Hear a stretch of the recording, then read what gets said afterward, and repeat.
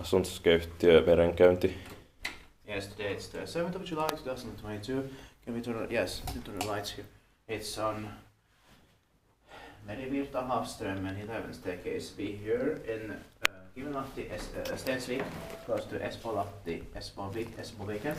In Espoo, in Helsinki, most of in Uusimaa, Finland. It was built by Valmet Otis with series 1 fixtures in 1987, turning 35 years old this year in 2022.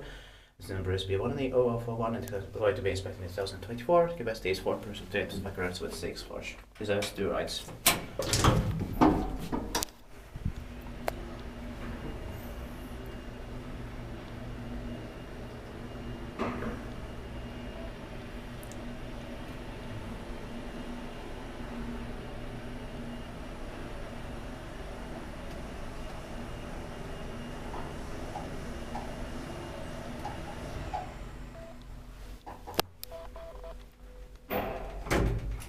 Too bad all the buttons have been changed, so the light has been changed. Yeah.